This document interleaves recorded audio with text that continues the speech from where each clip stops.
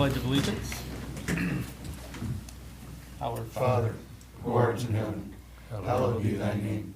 Thy kingdom come, thy will be done, on earth as it is in heaven. Give us this day our daily bread, and forgive us our trespasses, as we forgive those who trespass against us. And lead us not into temptation, but deliver us from evil. For thine is the kingdom, the power, and the glory, forever and ever. Amen. Pledge Allegiance to the flag of the United States of America, and to the republic for which it stands, one nation, under God, indivisible, with liberty and justice for all.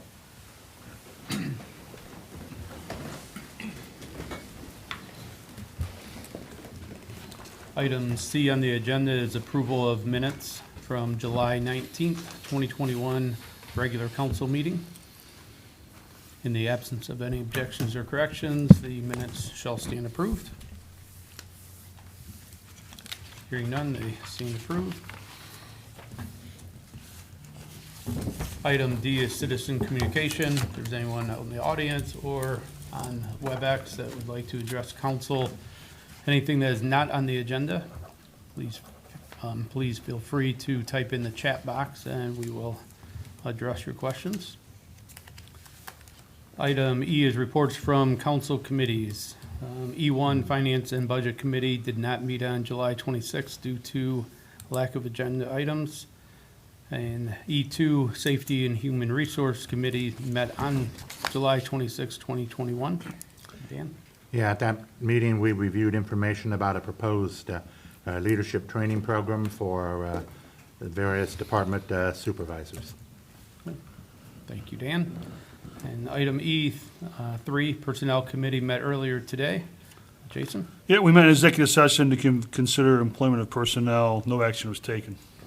Thank you. And item E4, Technology and Communication Committee did not meet tonight due to lack of agenda items. Okay, moving on to item G, introduction of new ordinances and resolutions. G1 is ordinance number 030-21, an ordinance authorizing the city manager to enter into a contract or contracts for the sale of city-owned bulk electric system, BES 69 kV assets to American Municipal Transportation LLC, a subsidiary of American Municipal Power Incorporated, AMP, and declaring an emergency. Do you have a motion? So moved. Second. Okay. Joel? Thank you, Council President. I'm going to unshare my screen here. And who we have on today with us is Lisa McAllister with AMP Transmission and Ed Tatum. We've been working with them on the asset purchase and sale agreement, trying to work out the details of everything that's gone into this so far and everything that we've been basically discussing for the past 18 months.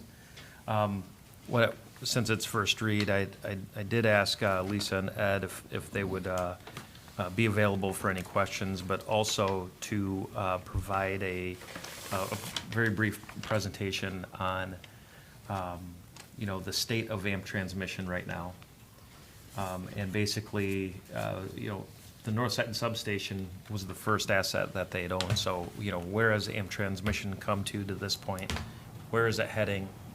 And just to kind of give a little background on what's been happening. So, if it's okay with you, I'd like to turn it over to Lisa or Ed to share their screen, and they'll have a brief presentation to kind of explain a few things. Sure, great.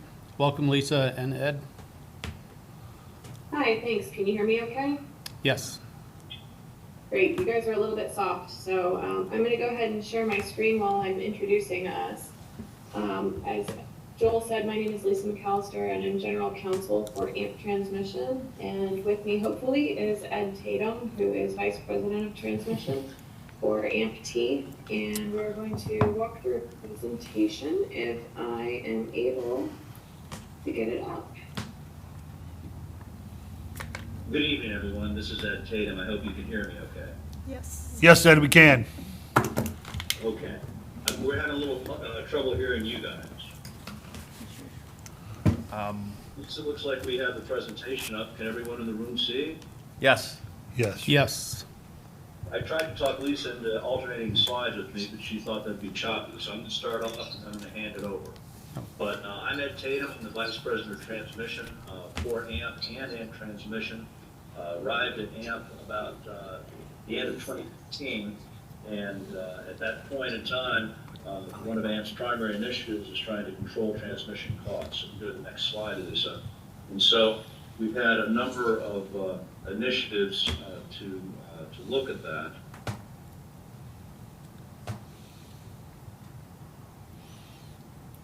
There we go. And so at AMP, we have a number of initiatives.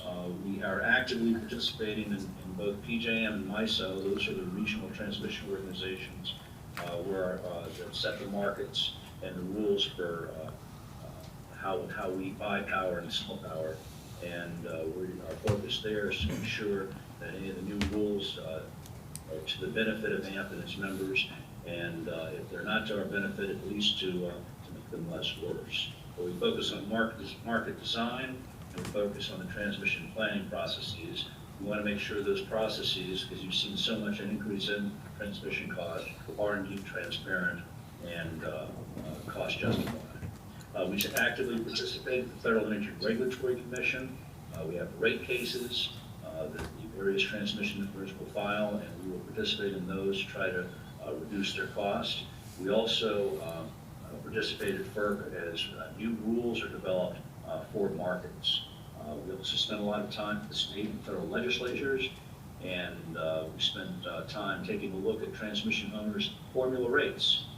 Each year, they have to do an update with the formula rate, and we go through it and fine-tooth comb to see if there's things that should not be included, and we generally do. The last thing on this item, though, is one of our approaches is to actually create AMP transmission. Go to the next slide, please. So AMP transmission, we got going in about, you're going to catch up in a second, please. There we go. It was formed by the board in August of 2018. And again, Joel mentioned, I think I heard, Napoleon was the first one through the chute. Our purpose is to own, operate, and maintain facilities for the benefit of the members. It's a not-for-profit organization. It's a limited liability corporation, and it's the only member at this time. Again, we talked about what the drivers were, and one of the major ones was a strategic initiative to pursue, to mitigate transmission costs, but also to take care of National Electric Reliability Council bulk electric system obligations, or as we like to say, NERC BES. And that was one of the drivers that actually put Napoleon into play here with the 138 kV breakers and the obligations that went there with. But also, too, we're interested in meeting our member system needs for new delivery points or additional reliability or economic development. We currently have assets in Napoleon, Wadsworth, Amherst, Brewster here on Deshler and Green. Our ownership, we have two 138 kV stations. We have, and of course, one of those is yours. Six 69 kV stations, about 16 miles of 69 kV line. We've had construction programs ongoing. We completed two system relay projects for the 138 kV assets. We have a 138 69 kV substation under construction in Bowling Green, and we have right-of-way acquisition underway for another project in Amherst. Our value proposition, our sole AMP transmission, slide 4, Lisa. I'm sorry, Ed, this is not being friendly. That's okay. But our sole purpose is to provide transmission services to benefit the members. And here's our vision statement. We need to be able to provide cost-effective transmission, related services, and a competitive alternative for the benefit of AMP members to enhance reliability and ensure comparable service. For many years, a lot of the AMP members have been served off radial feeds. In our opinion, they've had transmission assets that they were not getting cost recovery for and bearing the entire cost, and we didn't think that was fair. With AMP transmission, the AMP members now have a meaningful alternative to transmission service requests. Slide 5, we talk about the value proposition. It's AMP transmission really is the vehicle by which the membership can extract value from their existing facilities, and also get operation and maintenance revenues from those facilities. It enables AMP members to participate in reinforcement solutions. I mentioned a lot of cities are served off of a single feed. We don't think that's as reliable or comparable to some of the other areas that are served by the investor utilities, and so we can work with those communities to get a second delivery. We talked about assistance with the Evolved National Electric Reliability Council compliance obligations, as well as provide some cost-based technical assistance to the AMP members for engineering and operations. The last slide I'm going to talk about is slide 6, is the AMP transmission opportunities. We work for the members. That's the only reason we're here. All solutions activities need to work for you guys. We think it's unique in that the members are able to retain some measure of control over existing and future facilities. The cost of developing new and maintaining existing facilities are shared within the zone. I think we talked a little bit about that before with the initial purchase of facilities. Those were integrated, and subsequently they were eligible for zonal cost allocation as opposed to the total cost being borne by Napoleon. And so as we work through it, our purchases offer a cash reimbursement for any facilities sold to AMP-T. We have to do those at net book value because we're not for profit, and the Federal Energy Regulatory Commission only allows recovery for net book value. I mentioned the zonal versus sold recovery from the city, and I think I'm not recalling Napoleon's load right now, but it's less than 1%, I believe, of the total obligation of those facilities. It gives an opportunity for the member to get revenue from AMP transmission to continue to operate and maintain the facilities that it has been, and we do take care of the financing costs for construction. We also work for you guys, and so we look at this as an opportunity for future development, working with you all for future transmission needs and or economic development needs. But we think it's gives you guys a better seat at the table and an opportunity to compete for votes. I'll stop there and turn it over to Lisa. Thanks, Ed. So just picking up where Ed left off, talking a little bit about the services that we provide. The first one there is to secure revenue requirements, and Ed touched on that a little bit, but basically what that means is that AMP transmission purchases existing facilities that can qualify as networked transmission, and we put them in a FERC-accepted zonal rate. So what that means is we went through the process that I think that you guys were exploring at one point in time of going to the Federal Energy Regulatory Commission and saying, hey, we've got these assets, much like other transmission owners. We want to get cost recovery for them from the entire First Energy zone, as opposed to just the Napoleon customers. So you see there that they say they qualify already as network transmission. That was the case when we purchased the Napoleon issues the first go around. That is actually not the case in this particular asset purchase, and that is a significant difference because you are really supposed to only get cost recovery for transmission facilities. You can't recover distribution assets through a transmission rate. And we end up with a little bit of a chicken and an egg problem because we can't recover them through our FERC accepted rate until we own them, but we aren't supposed to own them until the transmission. So we've got a legal opinion from our FERC counsel that says so long as you have a real and imminent project that would qualify facilities as networked transmission assets, you can put them prospectively in for cost recovery and complete the project so that they are fully networked transmission assets. So that is what we're doing this time, and that makes it a little bit different. And I'll talk a little bit more about that at the end.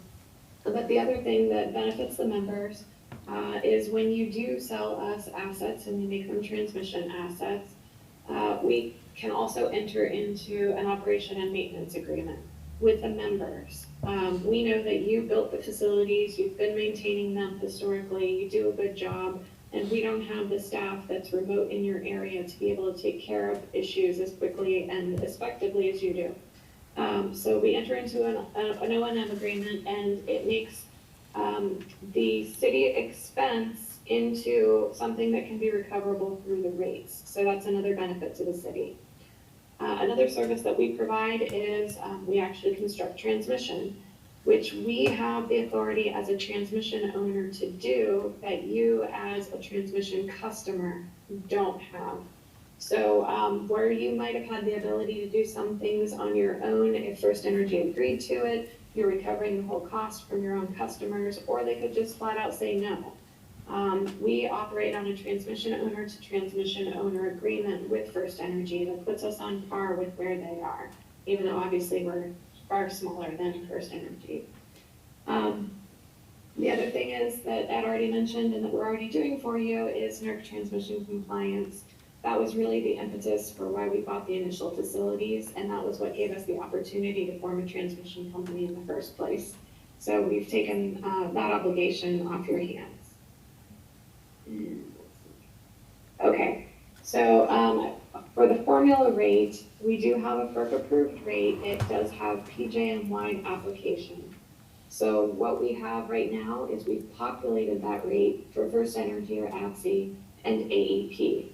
So any assets that we own and operate in those two transmission owner zones, we can get cost recovery from the entire zone for those facilities, so long as, again, they're integrated into the PJM grid. Our formula rate is a little different from how the other transmission owners in PJM operate. It is similar to how some in MISO have their rates, but it's unique in PJM.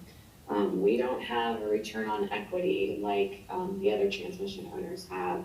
What we have instead is a margin requirement. So we get a percentage in addition to our costs on a limited amount of what we're spending, which is really debt service payments. And that we chose to go that way because as a startup without any equity, we have all debt, we were going to run into a timing issue with cost recovery. So FERC did approve that structure, and that's what we're operating under until we decide to change it or somebody files a complaint and forces us to change it.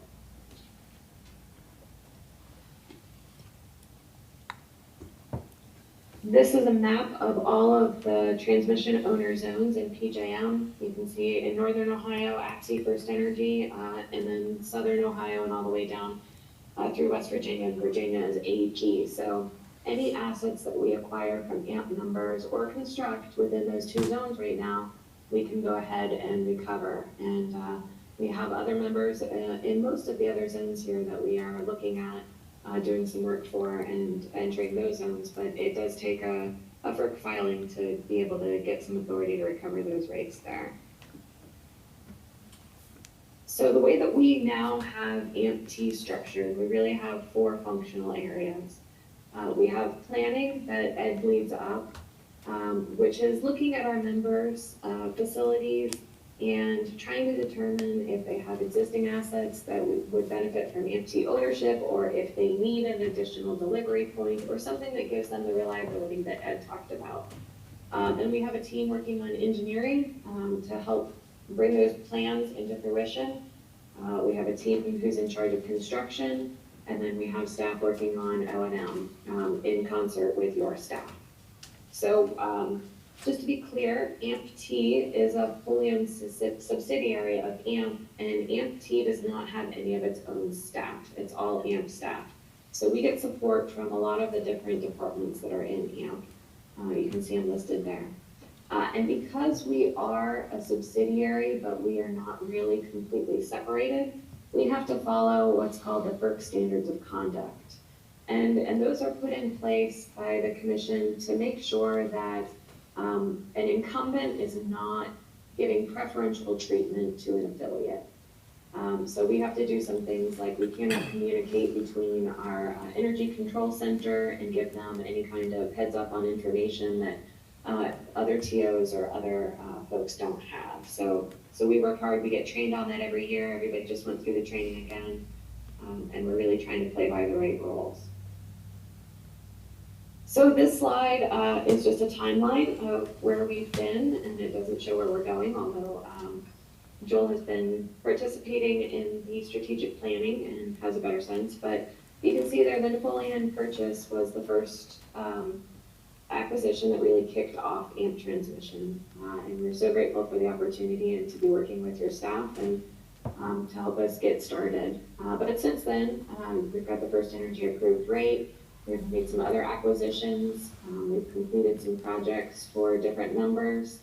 Then we got the AEP rate approved, and we're continuing to work on additional projects and additional acquisitions. So the only thing I wanted to touch on, just one more bit in depth, is really the difference between this purchase and the last.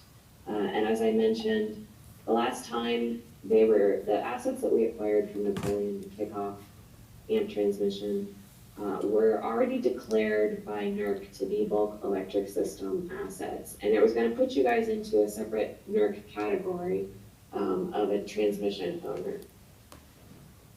And so, oh, sorry, I'm getting a note that I'm getting the cane here, so I'll keep it short.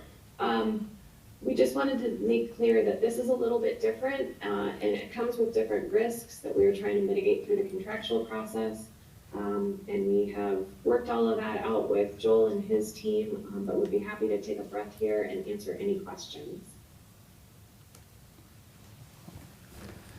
First of all, thank you for all the information that you gave us. That's much appreciated. Joel, do you have anything you want to add? And Not to this. I mean, I think Ed and Lisa said it all. It's just that one, in terms of up to this point, just in the future, and I've said this before in electric committee meetings, that we've got a whole pipeline of projects at AMT that's forthcoming. So none that we're able to really talk about right now because they're not finalized yet. And it's other city councils and other communities that have to go through their review process too. So it's a pretty extensive list. But in one of the slides Ed had up, it showed kind of like the that bar graph. Ed, did that show the trajectory of AMT and the assets owned and projected for the future? It did not, Joel. What we were talking about, and I think I'm going to repeat it back because I want to make sure I heard you. You were referring to a bar chart that I had at the beginning of the presentation? Yes. Okay. No, that was one of the drivers that really got MT going, and as well as the entire AMP strategic initiative of controlling transmission costs. As you saw, the ATSI rate increases since maybe 2011. Oh, that's what that was. Okay. Over 300%. Yeah, we've seen that in the electric committee side. I don't know if the rest of council, but that's one of the reasons why, AMP transmission partially. I mean, that's one of the benefits is keeping a closer eye on these transmission costs going up. We talk about it all the time. We talk about it in our press releases and everything else when we do and we've had a few of them lately, but the peak notices and the peak alerts that go out. We're just trying to control the transmission costs in total for the community when we put those releases out. So, and this is something that's not on here, but I mean, the pipeline of projects of what AMT started with was, the $1 million ring bus in Napoleon. And it's now gone to a construction of a new substation in Bowling Green, to purchases in Huron with, I believe, a second delivery point in the works, to same thing in Amherst, purchase of assets, purchase of assets in Deschler also. with plans for, future connectivity to improving reliability. So, the portfolio is growing with just those few communities to the tune of, we're in the tens of millions of dollars now range. But it's, it's growing pretty significantly, and the more it grows, the more you hear about, the benefits of AMP transmission, and just going back to what a lot of communities say, and what I hear from a lot of other communities is, well, it's too good to be true. How can you push the formula rate off onto a wider pool of people? Well, that bar chart says it right there. That's how it, because those costs are being pushed off onto the customers of that whole zone. And that map that Lisa showed had the ATSI zone in northern Ohio. That's the First Energy territory. So that's how that's able to happen. So everybody in that ATSI zone, that mustard color, is that mustard colored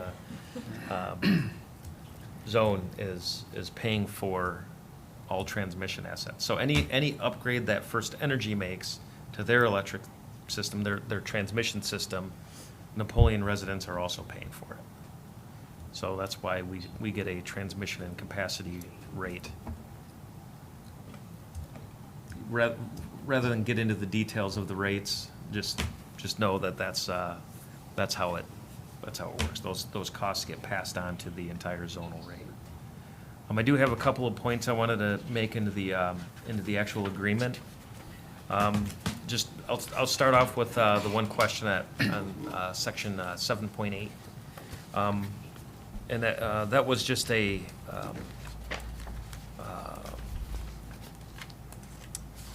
past it. That was that section. So we removed the any reference to the date of any kind of maintenance plan. What this is just for is that there's going to be an interim period. So we signed the agreement, we set the closing. What this is saying is that we have to continue to maintain it until it's finally transferred over, and we, amend our operations and maintenance agreement so that, there's not a lapse in maintenance or coverage, during whatever period of time that is. But going back to closer to the front end, there's the exhibits, there's the O&M agreement we already talked about at the last meeting. The purchase price of $5,537,737.62. That's the net book value as of closing on October 1st. So that's assuming an October 1st closing.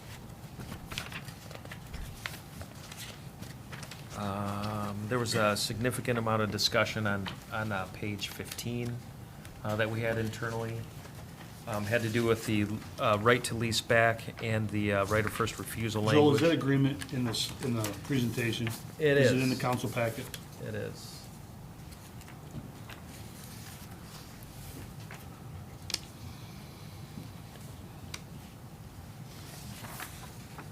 This would be 15.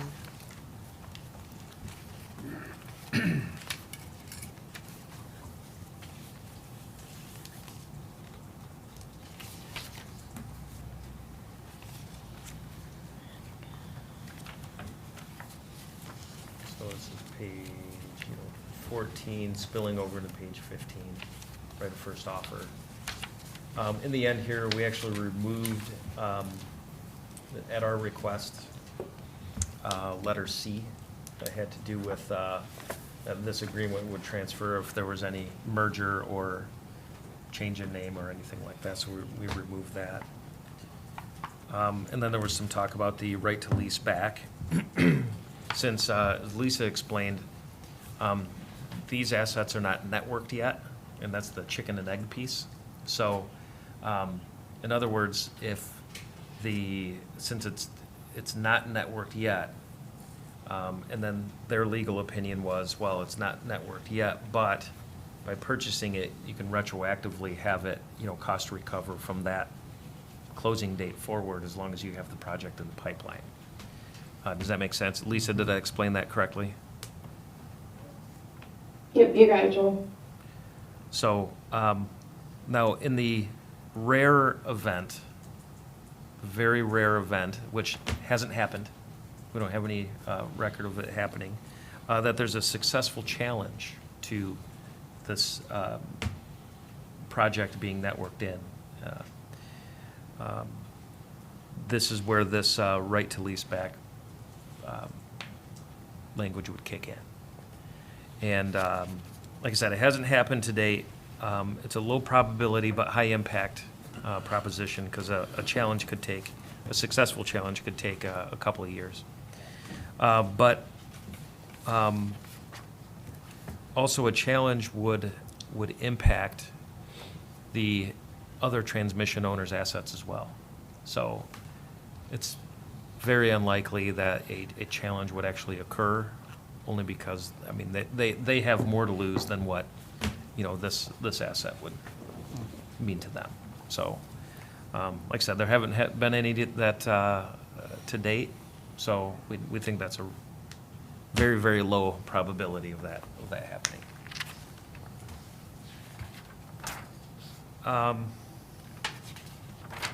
Other than that, I did have, everything else is the same, other than a couple of minor typos. And we have the asset equipment spelled out in here. In layman's terms, Joel, what are we selling? I'm trying to find the map here, it's pretty lengthy here, but.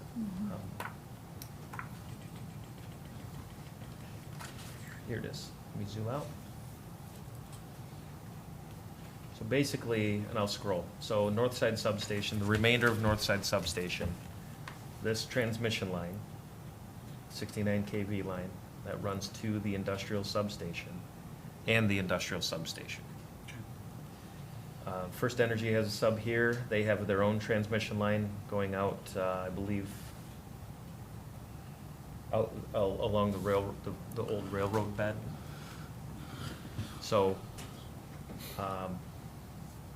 hence the reason why there shouldn't even be a question of the challenge of it being networked, since it's on 138 kV up here, and it's tied in with the First Energy substation and line out here, so it's networked. It's just they have to file it, get the rate recovery on it, and move on. Ground lease easements, we're only talking about the industrial sub since, the industrial sub, since Northside sub was already covered in the previous agreement, and the remainder of the 69 kV line is in the right-of-way. Other than that, a lot of the language is the same as the previous agreement. So those are the only, like I said, we had a discussion, a couple of discussions on the lease back language, and went through it. And other than that, I think I don't want to belabor the agreement anymore. The 77 pages of bliss, but I guess I'll pause there too and just take any questions if anybody has. I guess I would ask our law director, how do you feel with your comfort level with the contract itself? And I mean, I've had a how chance it's to written? look through the contract itself. I didn't spot any legal issues. I've looked through it once. I'd like to look through it at least one more time. Right. I did receive some Word documents. I think it was after hours Friday that I've not had a chance to look at yet. So Okay.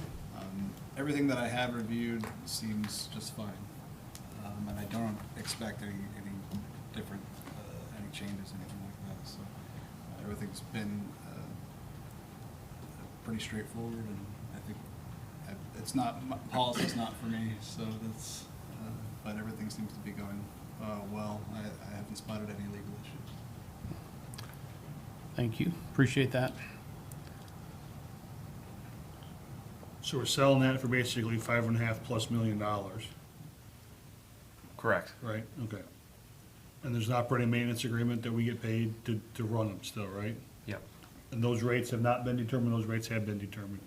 The rates for, I'm The sorry. operating and maintenance agreement, how much are we getting paid to do it? They are, so it'll be an amendment to the old agreement Okay, to include these assets. As Right. long as this passes. do we know how and much we're getting goes in. money? Right now, I think we clear about 45,000 a year in just the north side sub, but a lot of that is on-call time because there's a requirement to have personnel on call to respond when there's an issue or an outage or something involved in that asset. Any- So that'll stay stagnant, but there will likely be an additional cost, but we'll have to see what, testing, inspection, maintenance and everything that we have to do with that, because it's time and materials. If we weren't, if we weren't gonna do this, these substations need a lot of work, is that my understanding? Yes. So the benefits to the city and the electric system is that instead of the ratepayers bearing the cost of the entire reconstruction of the industrial substation, What should probably cost about how much? Ballpark, if you had to guess? bare minimum, $3.2 million. Okay. Bare minimum.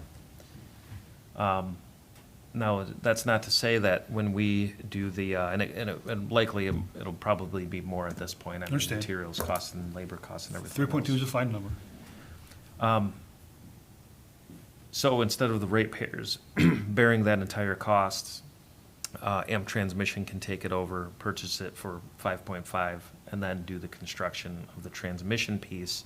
We'll still have an expense on the distribution side. So some of the assets in that substation are not considered transmission, so therefore, this is something we talked at length in their council committee, is that there is some expense on the distribution side that we'll have to bear. So that's some of the details that Ed alluded to in the very beginning of the presentation that we've been working through diligently on this, what the construction piece would look like.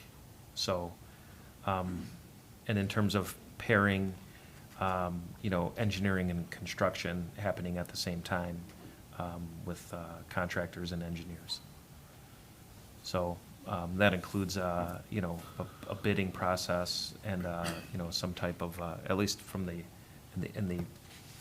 at the initial end, it's the engineering piece. So the RFQ process and reviewing the submittals for it with AMP Transmission. Does that cover it? Yeah, it just makes sense. I mean, we're gaining $5.5 million, we're losing the asset, but we have first rights to buy it back if we want to buy it back later. And instead of having our ratepayers pay $3.2 million, you're going to pay a fraction of that, which is a small fraction of that. Yes, the distribution is going to need some work in there, but not nearly the tune of $3.2 million. It would be 0.24%. Of that, yeah. Yes. So it just makes a lot of sense to do this when you just look at the math. I don't think anybody's, we don't want to fritter away assets, meaning, without getting good value in return. I think exactly what we're getting. Yeah. Plus the safety of if we want to buy it back later, we always can at the Yeah. net value at that time. So we're protecting ourselves that way. So, One thing I do want to point out to your point is the cost for we're putting together preliminary cost for the project right now. One of the issues we've been working through is keeping the behind-the-meter generation behind the meter. It almost seems like semantics, what's really changing other than, something's being considered networked and you're getting a rate recovery on it. So, but the issue is that we have the generating units that currently are connected directly to that substation.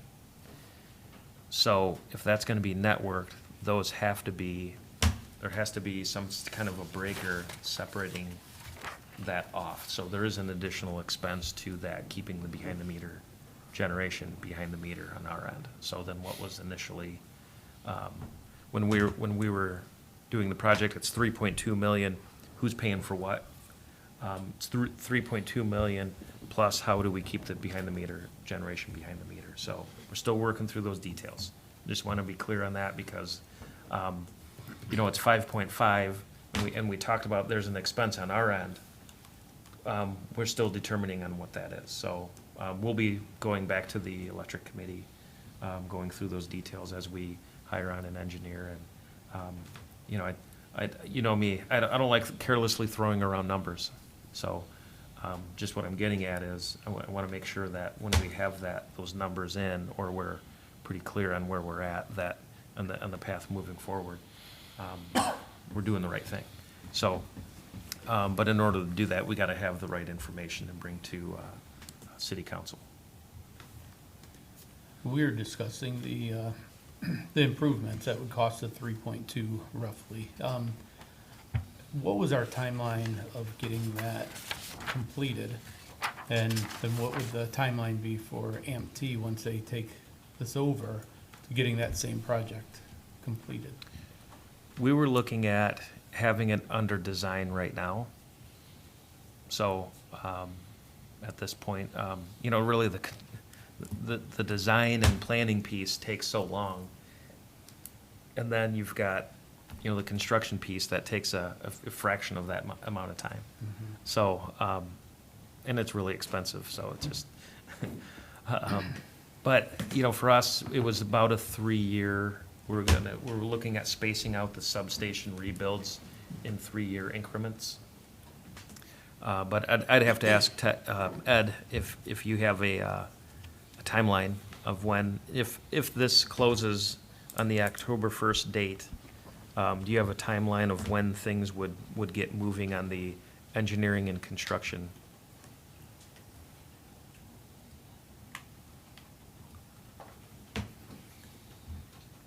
Joel, and again, this is Ed Tatum. I'm sorry, I'm having a hard time hearing. I think you just asked me about when we might begin engineering and design. Total construction, engineering and reconstruction timeline, assuming a October 1st closing.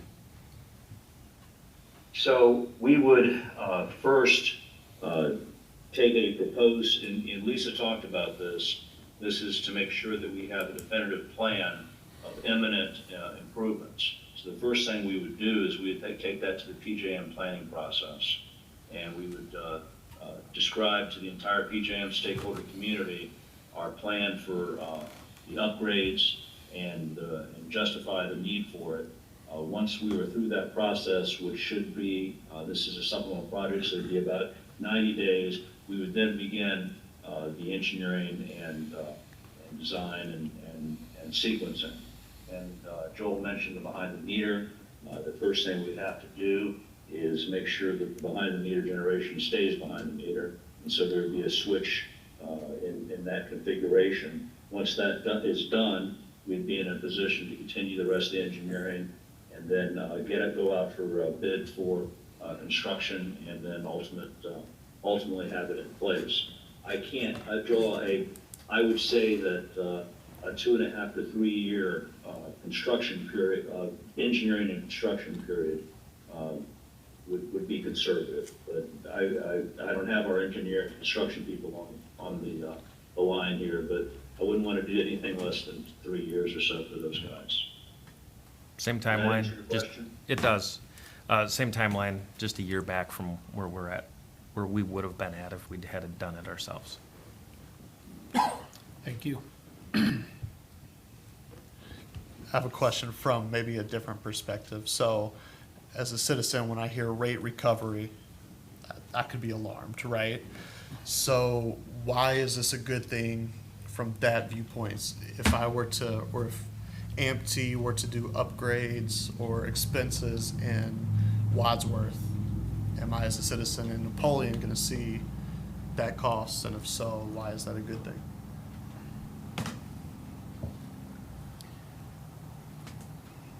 I guess if you're saying for people outside of the city, so let's say Wadsworth, their upgrades got networked in, their ring bus, they were in the same situation we were. They had a ring bus, they had upgraded relays, all of that is cost into the zonal transmission rate. Right. So yes, the city of Napoleon residents, the ratepayers, are paying a fraction of a portion of that. All ratepayers pay for transmission assets. So, So as a Napoleon citizen, why is that a good thing? So we've already been paying for other projects, and now this is our opportunity to let others help us pay for our projects. yeah. So it's a service, it's a service of amputee for the community. Pass it on to the zonal ratepayers, because we pay our fraction. The First Energy territory is actually taking on the brunt of all of the costs. Okay. So in short, for each member community individually, we're already paying for everybody else's transmission. Now it's time for everybody in the zone to pay for our transmission as well. That's what I was looking for. So, Thank you. yep.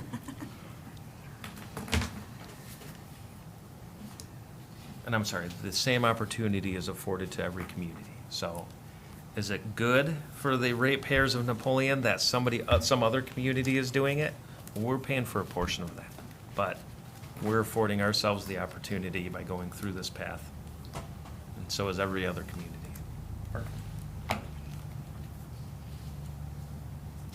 How will this sale, if it goes through on October 1st, how and when would our ratepayers see a benefit on their electric bills? If we're selling something for over $5 million, what are we doing with that? Well, and this will be up for a discussion during budget time. As of right now, I would recommend holding it in the electric development fund. And waiting for the formula rate to clear and wait for the approvals from PJM. Once that's done, then, it's up for debate. But in the meantime, there will be interest earnings from that. That'll go back into it and keep building on it. Also, the O&M agreement will be signed. We should see a relative increase to what we bring in from that for, inspections, testing, and everything else that our substation crew does. So overall, though, they likely won't see that until next year, possibly the year after also, because there's a lag time. It takes time for it to catch up. But the impact is that initial influx of cash comes in now. So that will be there. So the ratepayers on their actual rates over time will marginally be reduced through the O&M and everything else. But they won't see this is more of a cost avoidance issue as well. So they won't see if we were to hang on to this and do the upgrades ourselves, that has to be factored into the rates right now. So they won't see an increase in rates by going forward with this right now, or else they would. But they'll also see a marginal decrease over time, plus a much larger cash balance in the electric development fund right away. And that can be used for a lot of different things. It could be held for, in the event that there is a sale back. And just keep it there and let it collect interest earnings. Or it could be applied to other projects, i.e. An AMI project, where, an advanced metering infrastructure project, where we, improve our metering so that there can be real-time readings for each customer. Some people like it, some people don't care. But that's kind of the trend, and some of the seminars that you've probably been to and some of these conferences, you probably heard a lot about AMI, not just in electric, but also in water. It's a way for the customer to track their usage real time. If you're a snowbird or you're a business that has a large facility, you like that information right now, because you're trying to run an operation or make sure everything at your house is okay. Could be an AMI project, could be a number of things. Could be another solar project, a battery storage project, or something like that. But All right, thank you. One question, Joe. Where in this is the south side and Glenwood substation? Is it all part of the system? it's Or part of the not? system for this deal is only for what was on the map. All right, industrial, north to industrial. Yes, and the reason is, there's a couple of reasons. One, it's the First Energy, the interconnection with First Energy is right Right. there. And two, the behind-the-meter generation piece. Those two issues have to be sorted out before anything else can advance. So the design of that industrial substation is critical to adding Southside and Glenwood, if that's something that we'd want to pursue. So it was the thought process at the time was, let's bite off what we can chew first, approach the rest of it later, if we need to or if we want to. Because it might be that, we stop here. There is that possibility though to continue with the remainder. They still need reconstruction though. They do. So the money from this sale could be helpful in that. Good. Yep. We don't want too much time to pass before we, Right. Depreciation and time is not on our side on some of these, so having a decision on that, I would say would be a good, maybe at the start of the year, start having those discussions on the remainder in the electric committee and the remainder of the line. That way it's, because, look how long this took, 18 months. For this one, we've already done one of these deals before with Northside Substation, and that took 18 months. So it was 2018 when MT was formed, and that's when Northside transferred. So 3 months later, or 3 years later, here we are contemplating another agreement. So. and how old are these assets? Southside and Glenwood are about at the 40-year mark. I think industrial is slightly older, so I think they're phased, kind of like how we had it 3 years apart. They're at that end of life.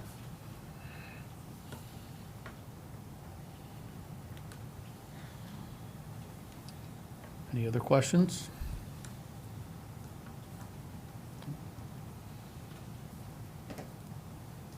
All right. So we can thank Lisa and Ed for joining us and taking the time to give us that information. Do you have anything else for us? No, just thank you for having us. We appreciate it, and we're happy to take any questions. Through Joel, if you have any in the future. Thank you all so much. Thank you. Thank you. Okay, Rox, please call the roll. Ross, Yes. Ken, Yes. Dan, Yes. Joe, Yes. Lori, Yes. Jeff, Yes. Molly. Yes. All right, that will be moving on to second read. Item H, second readings of ordinances and resolution. H1 is resolution number 025-21.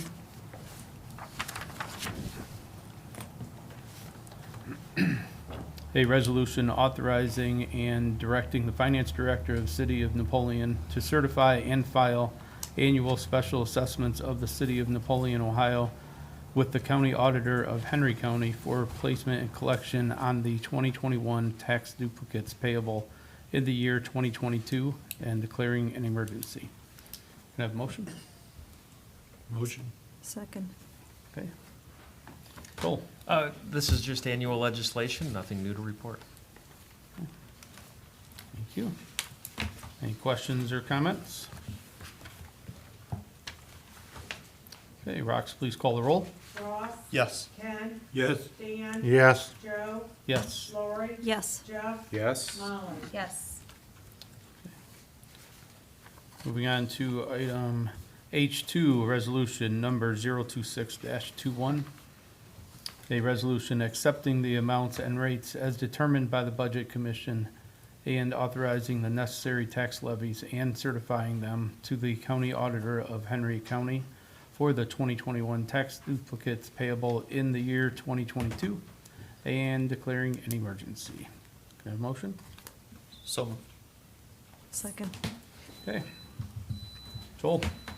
Thank you, Council President. Same thing, annual legislation, and this covers the property tax levies, millage, and nothing else new to report.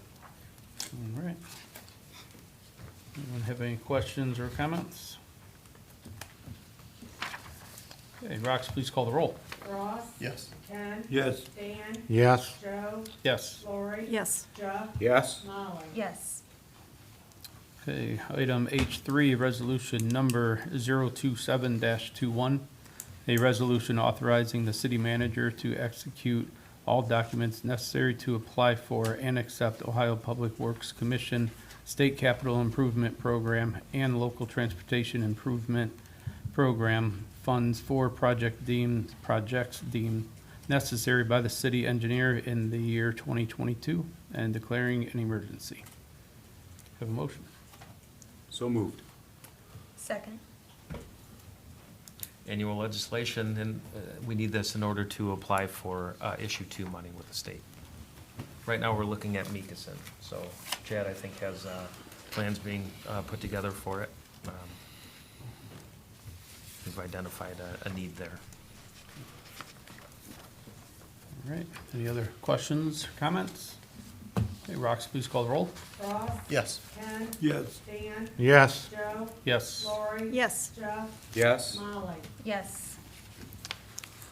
All right, item I, third readings and ordinances and resolutions. I-1, ordinance number 020-21, an ordinance approving current June 21st replacement pages to the City of Napoleon codified ordinances. Give a motion? Motion. Second. Anything new and exciting? Something new and exciting. Any questions or comments? Okay, Rox, please call the roll. Ross? Yes. Ken? Yes. Dan? Yes. Joe? Yes. Lori? Yes. Jeff? Yes. Molly? Yes. Okay, that has passed on third read.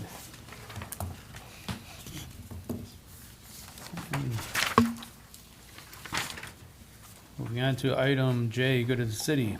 J1, discussion or action, award of the 2021 street striping project. Chad, do you want to talk about this? Sure.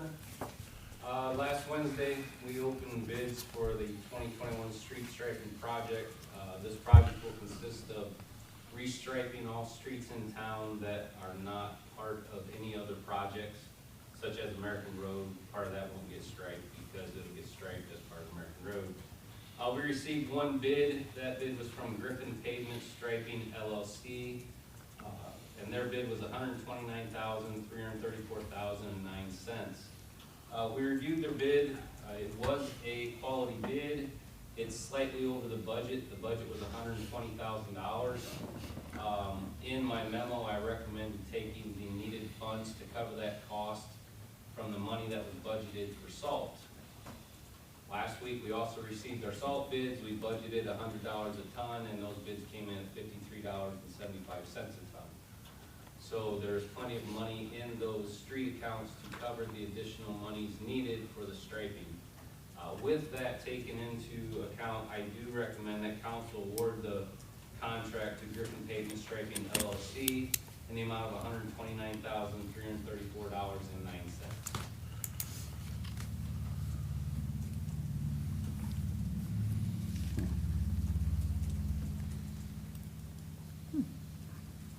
Was there a reason that you could tell, like, paint prices up more or labor or? Last year at budget time, Jeff and I, last year, the bid came in above budget, and we adjusted the budget to about where we were. We were concerned it might still come in over, but we didn't think think we needed to adjust the budget by $20,000, which would have been about 18%. We haven't heard from anyone that paint's going up that much, but it does seem to go up about $10,000 every 2 years. That's what it's been for about the last 6. So I think in 2 years, when we do this again, we might need to look closer to 150 to follow the trend of what the prices are doing. The fact that we only got one bid, I suspect the other companies were going to be more than 10% above. So I think it's a matter of just having to adjust our budget in the future to correspond with what these striping contracts are doing. Paint is one of those materials. I would suspect that it is due to material cost. They have all the same labor. Prevailing wage is not going up significantly. The materials and fuel prices could be the only things affecting the price. Has this group painted in Napoleon before, Chad? Do you know? The company that has striped in Napoleon for the last decade or more is Zimmerman Paint. This company bought them. Okay. This is Zimmerman Paint. It's all the same personnel. In fact, Jack Zimmerman was here for the bid opening, so I'm confident they can perform the work. Okay. In fact, he said he would be sending the crews that had worked here on the previous 2 contracts. Okay. That's good to know. Yep.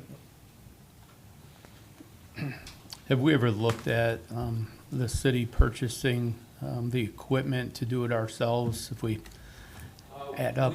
No. We have looked at doing some of these smaller portions, but when you get into the long line stuff down the street, you have to have actual trucks. And for the limited use, the maintenance required, the equipment would be too far out of our price range. Okay. All right. No.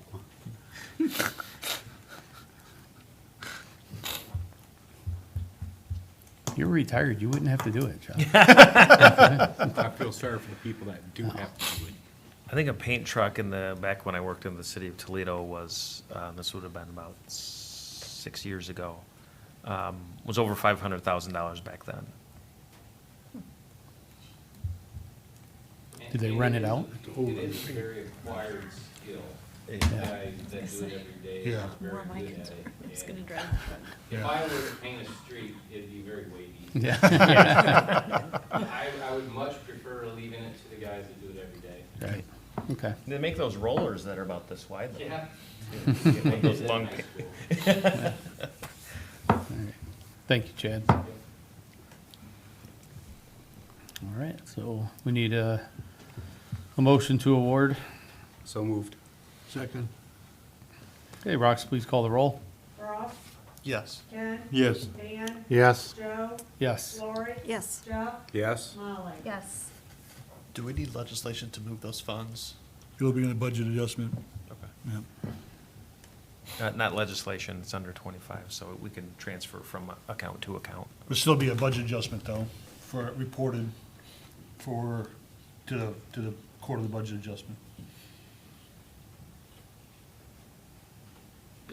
You can move it, but you still gotta report it because you're moving money from fund to fund.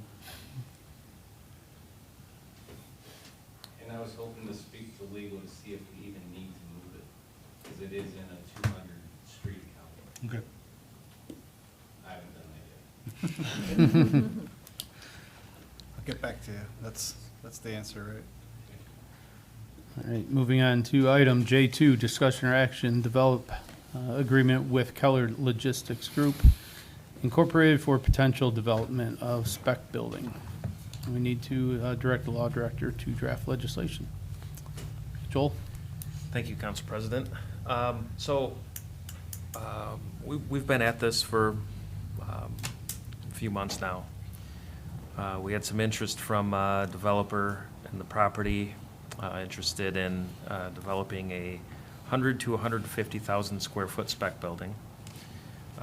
Knew about the availability of the land, approached us through the CIC, and we started a conversation.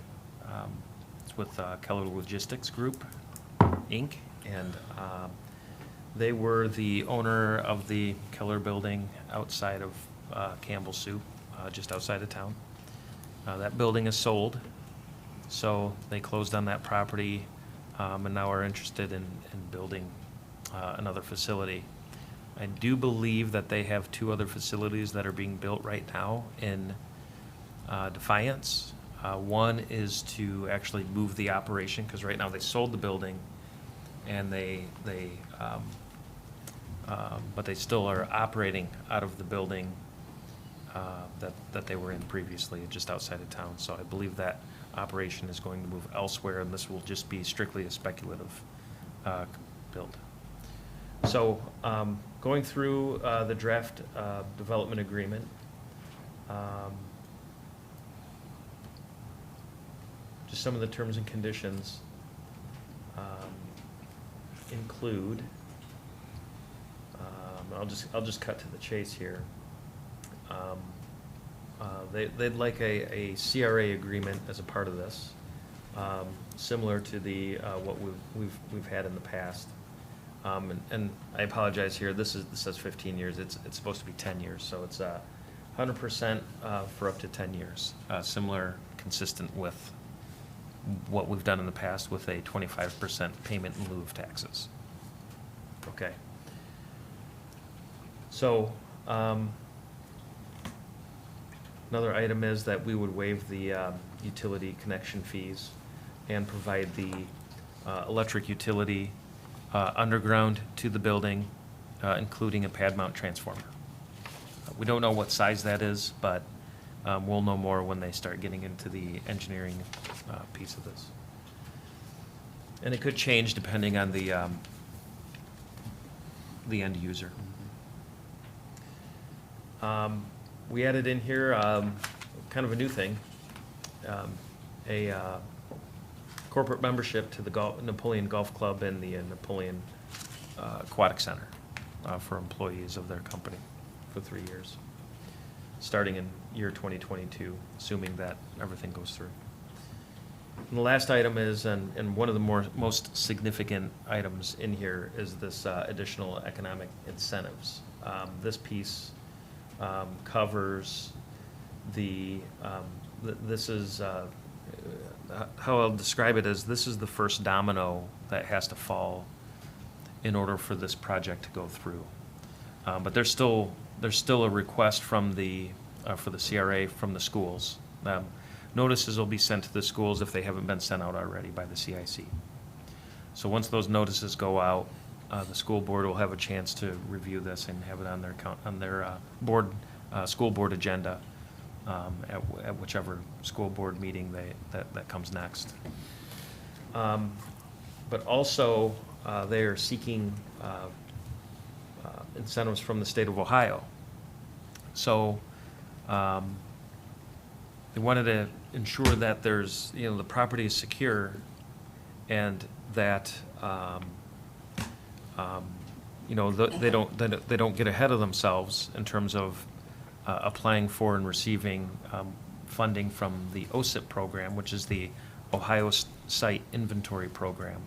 It's a key component here. So, the developer still doesn't have to do this project. It's a matter of getting all the pieces to line up. And this is the first piece, this development agreement. So, How long do they have to put the other pieces in order? So, in talking with the representatives from the Regional Growth Partnership, this came from Matt Davis, it's a month to 2 month process to review. And what the developer has already committed to is completing a Phase 1 environmental site assessment, which is another requisite of OSIP funding. Assuming everything comes back okay, they should be able to move forward with an approval process through Jobs Ohio. So it takes about a month or 2 for the OSIP award, and that puts it about the same time as what a final reading would be on this if this were to go to legislation and then go through the 3 reading process. So that's what we're targeting, is everything, culminating at around the same time, all the approvals.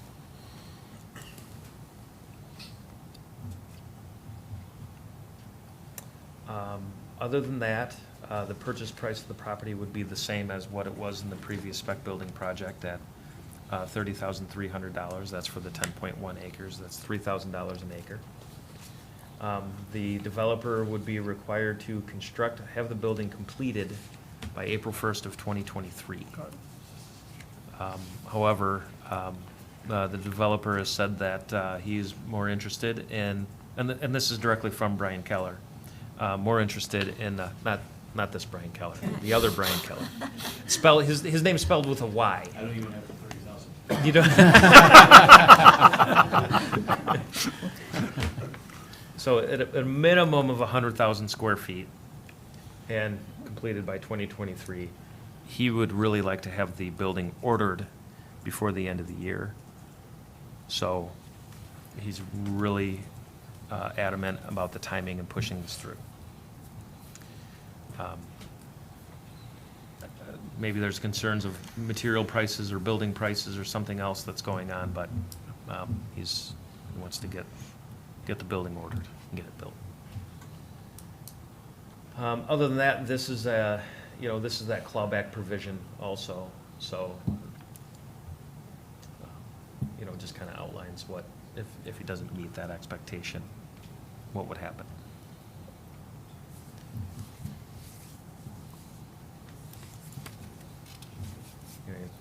Due diligence period, environmental inspection period, that's the assessment piece. The rest of it is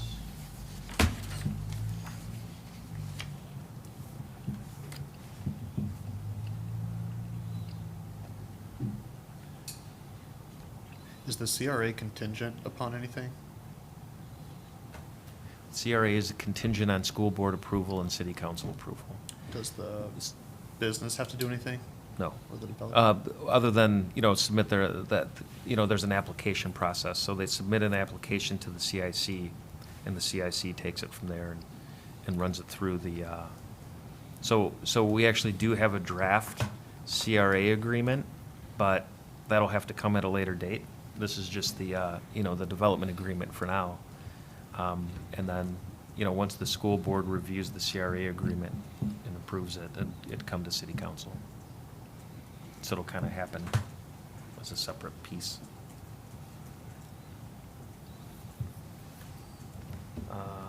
So the CAUV value, this is something that happened last time where there is in a agricultural district in the CAUV value. So that deferred property tax piece would be the responsibility of the payment of that would be the responsibility of the developer.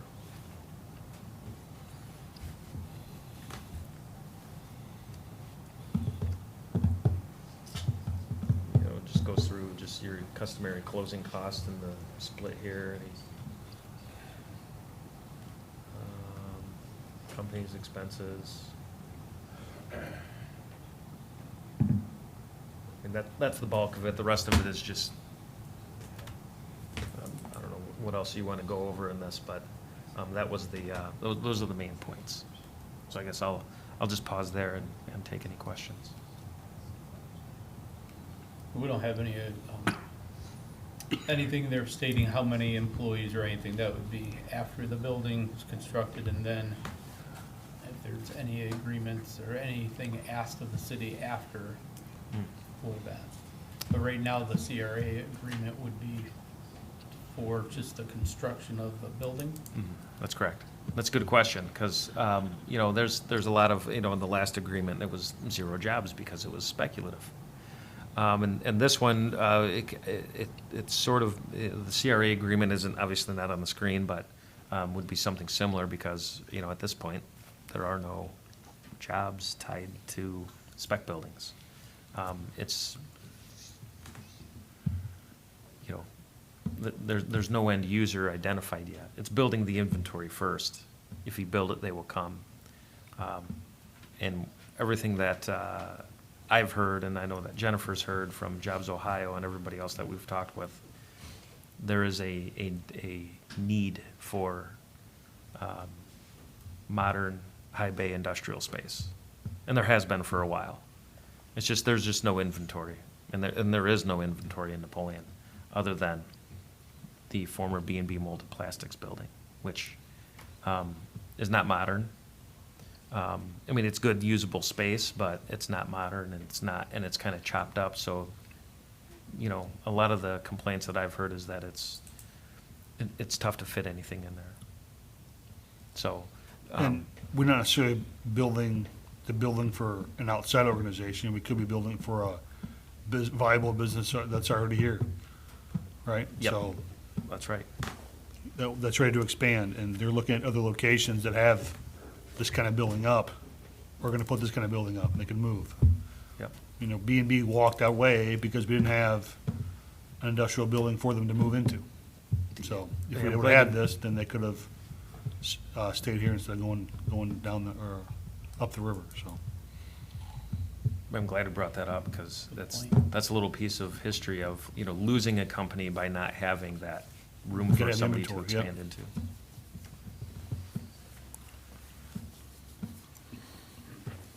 But I did want to make one point about, I know everybody's heard this before.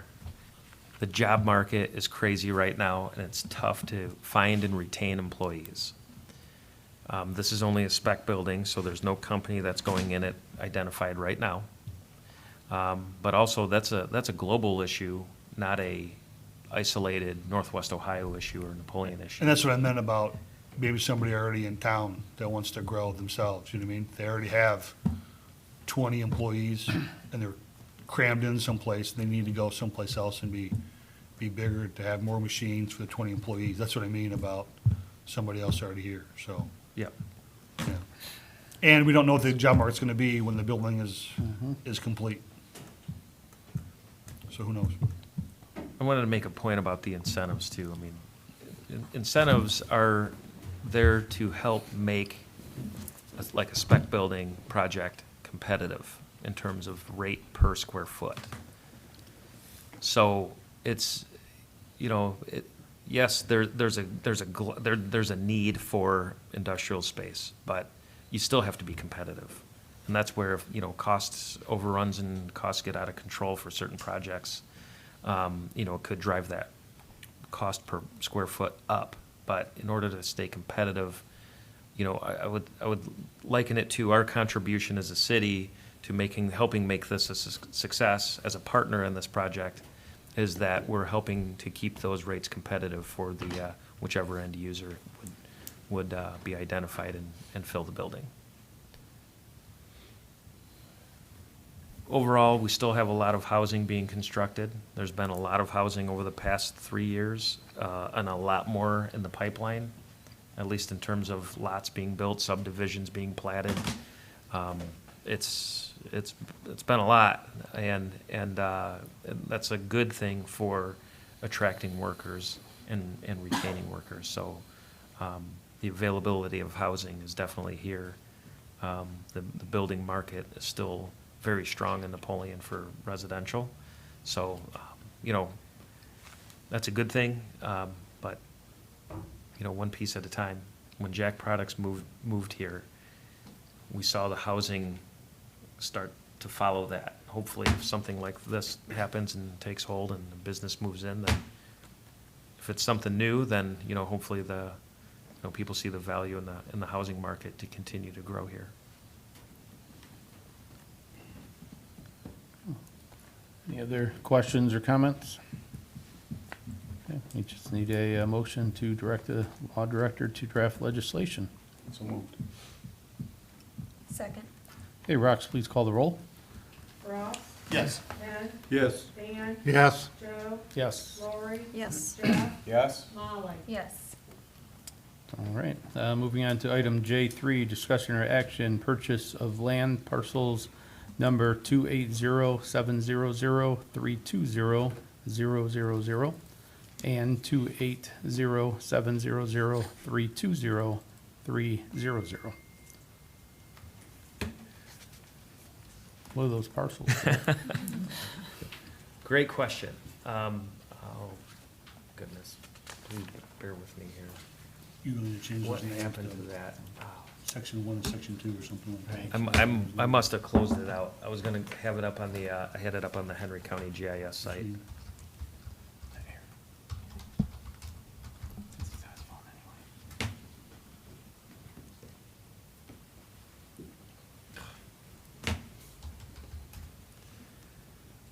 There we go. Not Henry County, Virginia, Or Georgia, yeah. or Georgia.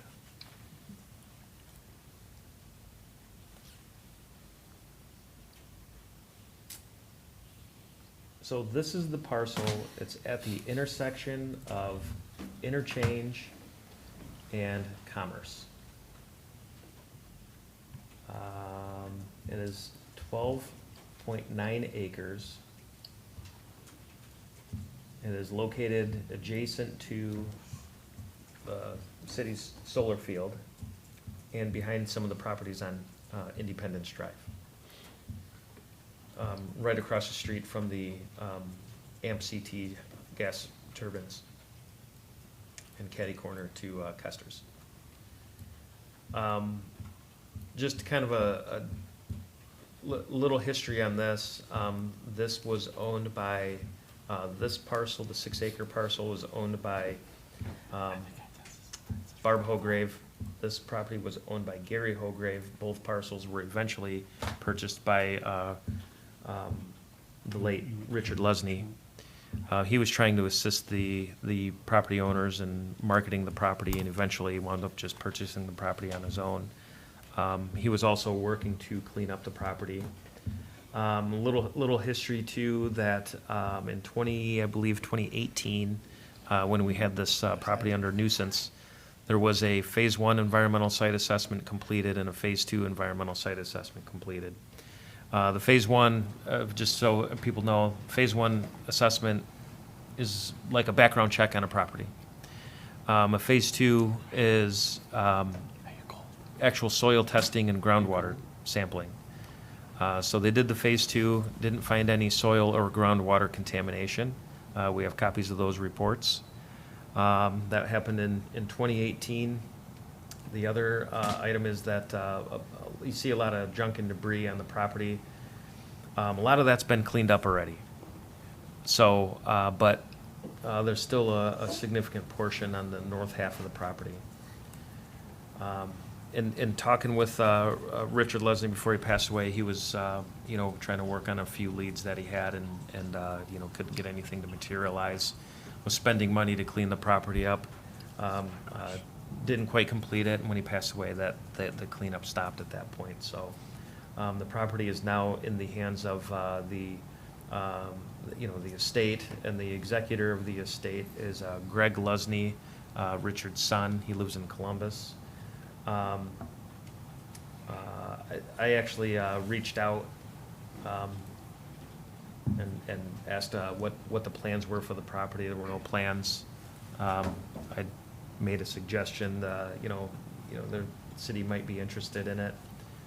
One thing led to another, and basically what it came down to is, I sent him a letter. This was the unofficial offer that was made official, contingent on city council approval. So basically, the city, it says the city is willing to offer $95,000 for the property. That's both parcels, which is comprised of about roughly 12.91 acres total. Here's a list of things that needs to happen, but these would be on our end. We would need to complete, and just for reference, that's a little over $7,500 per acre. And it's zoned industrial. There's some things with the property. The Phase 1 assessment would need to be updated. Any survey work would be on our own. Chad, I believe you have a lot of that survey work completed already. Is that correct? Some of it's been done, it would need to be updated. So we'd need to update the survey work. Closing costs, whatever's customary for a purchaser, we'd be responsible for closing costs. we know that there are the junk and debris on there, so we know that there's nuisance conditions that we would have to take care of from that point moving forward. Any idea how much it would cost the city to deal with those conditions? So I'm getting to that. I'm almost there. Okay. Almost there. So, we would request access to the property in case, put barricades up if needed, if we suspect that there's illegal dumping going on. We did investigate if there was a homeless person living on the site, which it was confirmed that there's not. Overall, we've estimated that all of these costs combined at the top might actually be a little bit less than this, but just to put a ballpark figure on it, was $25,000 to $35,000 total. So the city would be into it for about $120,000 total to $130,000 total.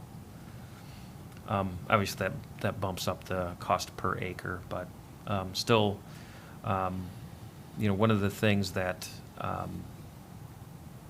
and this is why, the offer and why I believe that this is a good deal for the city of Napoleon, is that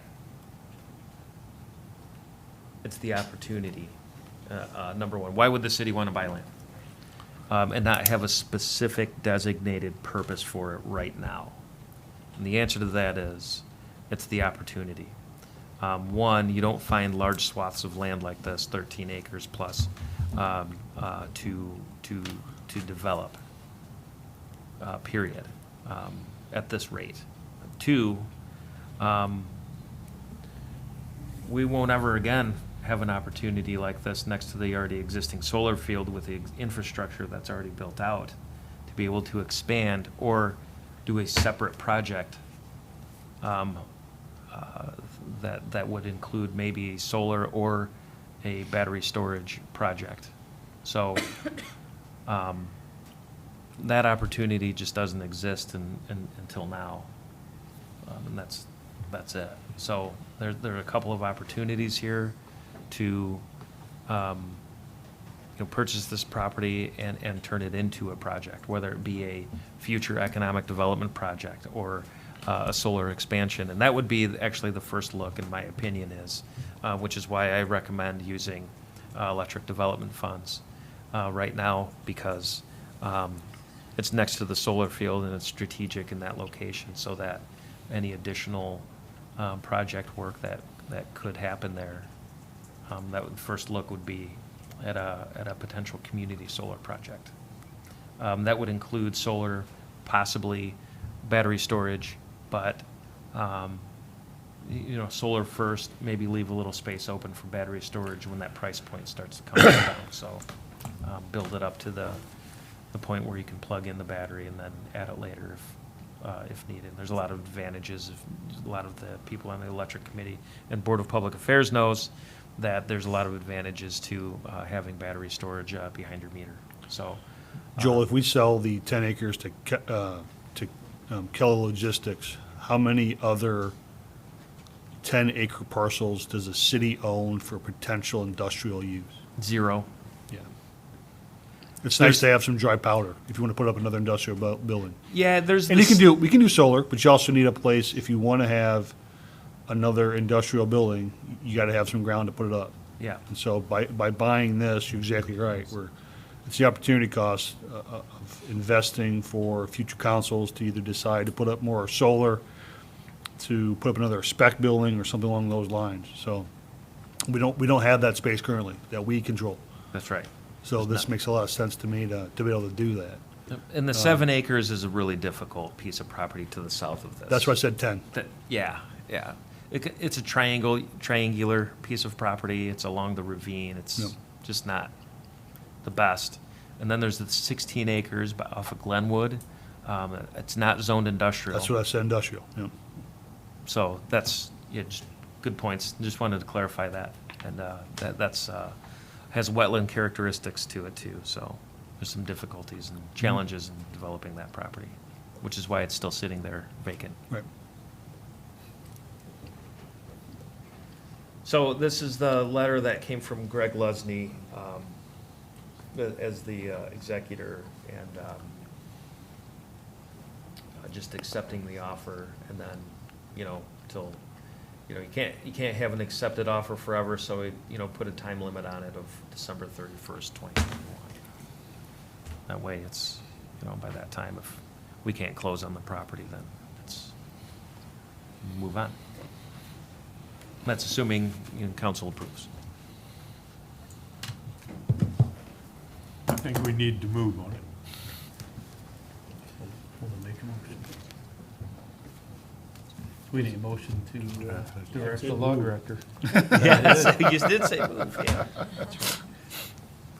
You did? But it's a good value for the city, I believe. Also, I think it's beneficial for all parties concerned.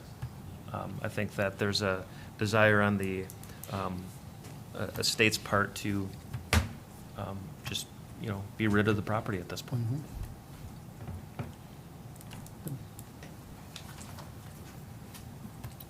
So we need a Second Ken's motion. All right.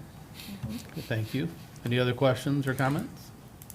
Okay, Rox, call the roll. Ross, Yes. Ken, Yes. Dan, Yes. Joe, Yes. Lori. Yes. Jeff, Yes. Molly. Yes. All right, moving on to item J4, discussion or action, proposed contribution to the Henry County Agricultural Society for the proposed new building at the Henry County Fairgrounds. Joel? Thank you. I'm going to blame Councilman Hayes for this one. Okay. Broad shoulder. I gotta scroll up here.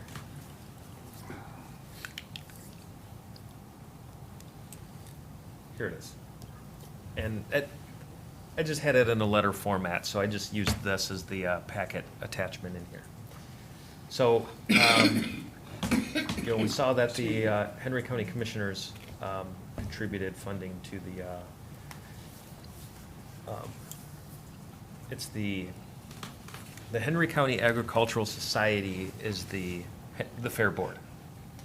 The Henry County Ag Improvement Association is the group that's spearheading the effort to fundraise for the new building at the fairgrounds. And we all saw the presentation on that recently.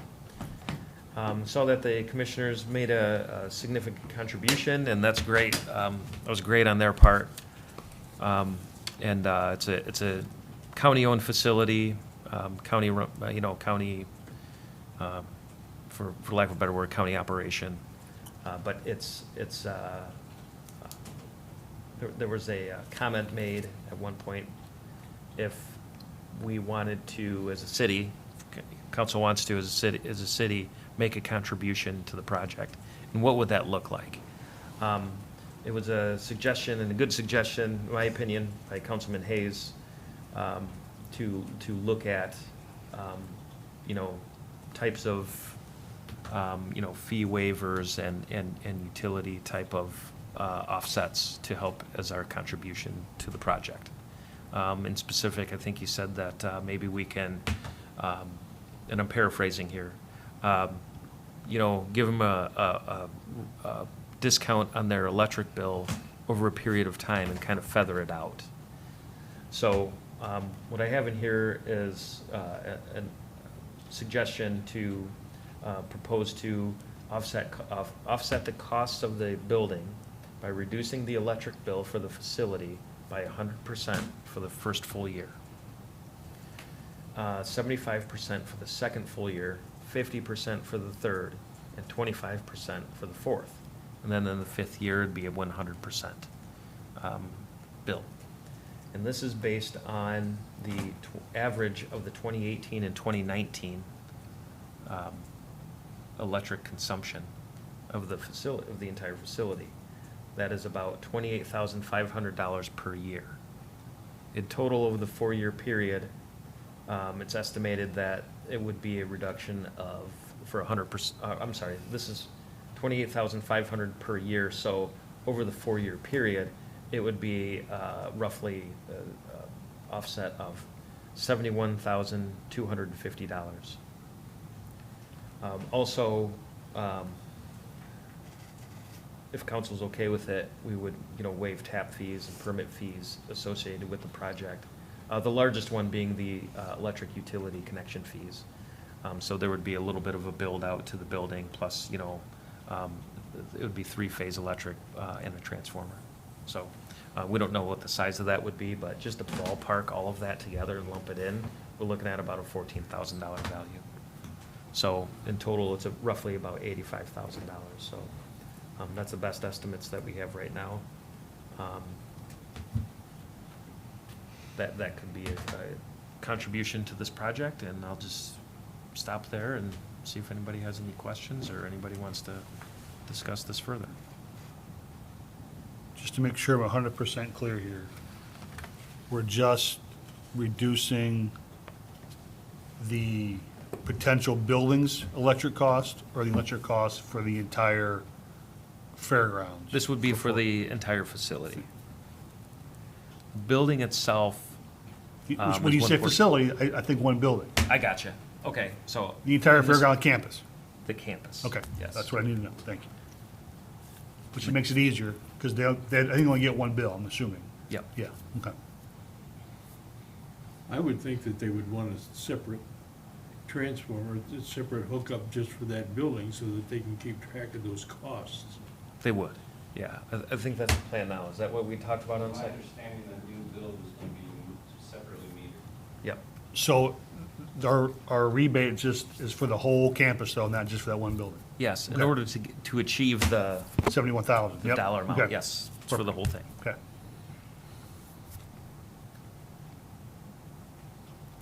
I'm in favor, I just want to make sure I'm 100% clear on it. Thank you.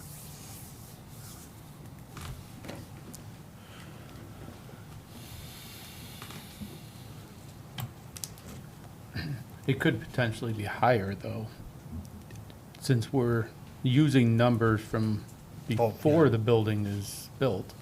And if they get as much usage as they hope they do, there could be a decent amount more, which obviously would bring more revenue into the city of Napoleon, the more people they bring in. And to the county as a whole? Mhm. Yeah, Yeah, we would hope that they would use it more. all right. But it could be lower since the rates are lower. Since that. That's right, they could be lower because the rates are lower, that's a good point. So do you want to put a cap in? I think that would be, I don't know, because it would be smart to, but. I mean, did we look at others, other buildings similar to this and try to gauge how much their electric usage have been? Yes. There aren't many, and it's difficult to, because when they demo old buildings and build new, you don't really see much of a difference. So you don't see, but in Bowling Green, there was a very slight, less than 5% increase in electric usage. For the year? Yeah. Yeah, so if you, 5% of that, maybe it's an additional $4,000, potentially. Just depends on how much usage it gets, plus, there's gonna be more, you'd think that with the old buildings and the fans that they're gonna have, and there's probably gonna be more usage, but it's not as much as I think we're thinking that it is. Even when you build new, you're building with LED lights and energy efficiency products and things like that, so. Any increase in use of equipment sometimes is just offset by the reduction of, the energy efficiencies of newer technology. But, yeah, in Bowling Green, it was just it was a marginal increase, and to be honest, I wouldn't, you wouldn't even be able to say for sure if it's because of it's a new building and it's getting used more. It could be a number of factors. Do you want to say instead of the tiered rate, which is a fine, right, which is fine, do you want to say just $20,000 a year for the 4 years? It'd be 80, it'd be more than what they have, but then it's easy for us to calculate. Where's the bill? Here's $20,000 plus, minus at the end of the year. It makes it really easy for the finance department to track versus 75% of this times 10% of that plus, Credit, yeah, just credit $20,000 a year, and that'll be the For first. 4 years. The first bills in. and Yeah. then- once the ribbon is cut, or however they want to say it's open, you know, that following month is the first month, or whatever you say, and then, you know, every year after that. So if their bill's 15,000 for the first year, they credit that 5 to the next year? Well, it's a good question. I don't have an answer for that. really. I mean, so if it's 15 for 3 years in a row, and then all of a sudden they're claiming an additional $15,000 that fourth year, so $35,000 are expected, I don't, I'm just, You could do up to 20,000 per year, and it's only based on a calendar year, and if they don't hit 20, then it's, you That's only get the fine. 15. yeah, And just, that way, it's cleaner that way. Okay. It's a cleaner break rather than a rolling credit. right, okay. Is this something we could do more research on and No. potentially designate, To what, no? and potentially designate to a committee before we make a decision? Yeah. I like that idea. Which committee? Municipal properties?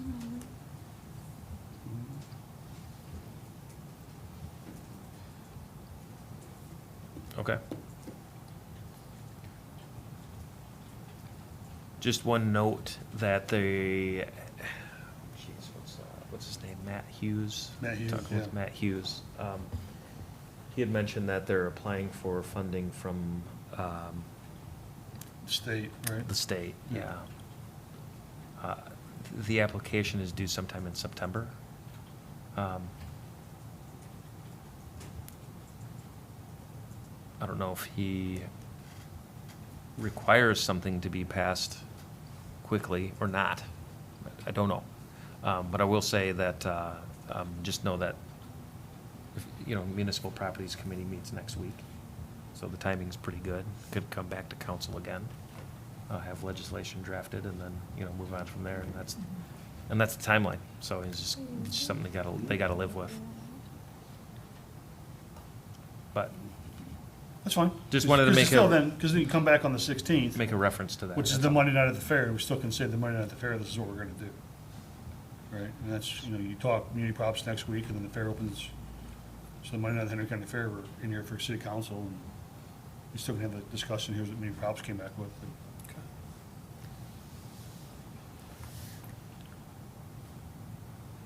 Okay. Is it referred to committee then? Yep. Got that, rocks. Thank you. Any other questions, comments? Okay, we'll move on to item J5, discussion and action, Finance Department update. Right. Are you Thank you. nervous? Is it your first time reporting? Yes, yeah. I gave everybody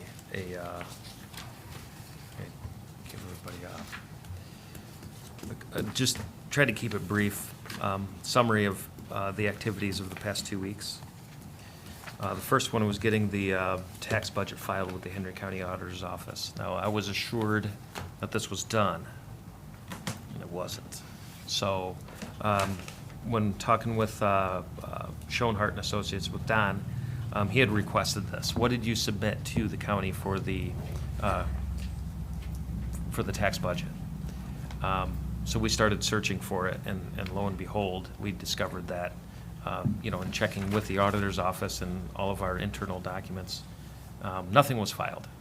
So even though it was passed by council, and we were assured that it was going to be done, it wasn't done.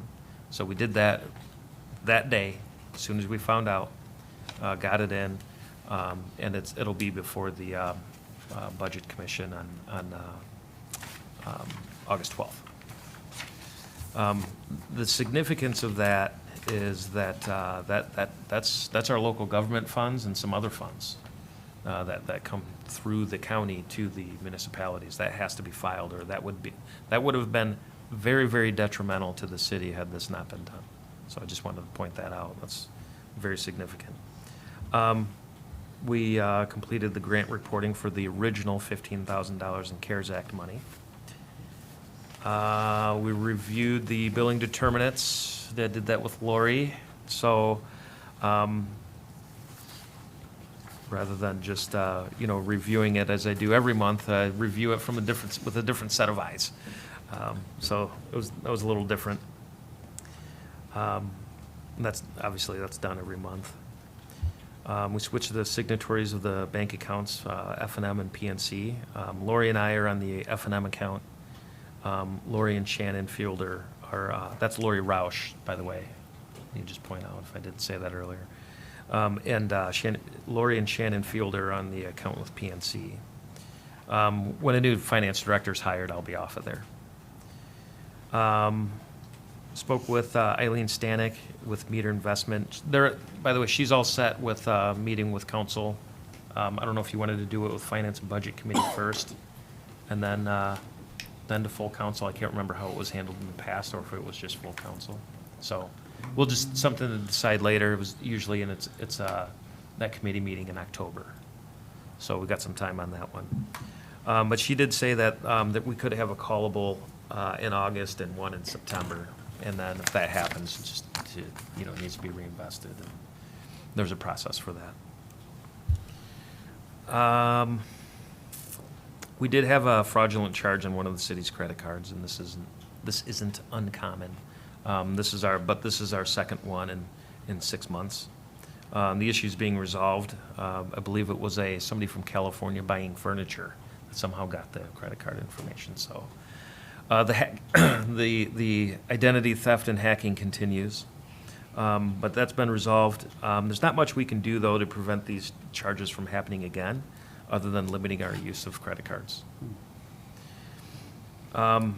So completed the AMP credit scoring questionnaire. This happens at least once per year for JV5. All the other JV units are debt-free that we're a part of, so we wouldn't have any of these credit scoring issues anymore. We started creating, actually through Brandy at the operations department, who's a whiz with Excel. She does great. She's been very helpful. She's got the forms put together. It's going to be easy to use for the department heads. Some of the department heads have already seen them. They like them. And but we'll use the same format. In other words, the same order in which we reviewed them. I think this time we'll try to make the font a little bit bigger, if that helps. We also established the account on the portal for the American Rescue Plan. That's the Biden bucks, or the Joe Doe. That's the $589,000 in federal funds that we're set to receive. So we got to have priorities for that. So we do have a list of priorities set up already, but in the items here that's listed, revenue replacement of the general fund being number one. Items that both chief and chief have for improvements to the police and fire service and operations. And then, as a side note, we're also working with the townships on what those costs would be and their allocations. So if we're eligible for them, then we would recommend that they use their funds to be eligible to make those improvements as well. This is to include the dispatch councils, the priority-based dispatching, a few other items, not to go into detail on it, but roughly it's right now about $300,000 to $350,000. Revenue replacement for the water fund, specifically. I would not recommend revenue replacement of sewer and electric at this point. I think they're pretty healthy, and I think we can use the funds better in other places, i.e. for eligible water projects, priority being the connection of the water line on the Second River Bridge. I heard you mention that earlier, connecting it to the water line on 110. And then just, day-to-day stuff, signing checks, purchase orders. We did eliminate the purchase order adjustment form that was created, reverted back to the old ways of doing the purchase order adjustments. And overall, just oversight of the day-to-day operations, making sure that we're staffed adequately on the other end, helping out with income tax. Stephanie's been working over there. Brandy's been helping out with the budget forums. So, Laney's helping out with oversight and payroll, so it's been a group effort. But things seem to be working out all right. So things yet to come to expect, we're putting together the debt schedule and the budget schedule for the Finance and Budget Committee for August. We got to file the DTE 24 form for the TIF district. We knew that was already on the radar, but that's got to happen in August. Continue to monitor how we can use the ARP funds.